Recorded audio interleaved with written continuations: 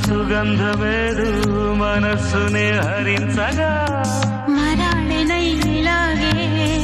మరీ మరీ నటించనా విహారినై వాడే దివి భువి స్పృశించనా గ్రహములు పాడిన పల్లవికి జాబిలి ఊగెనులే కొమ్మలు దాటి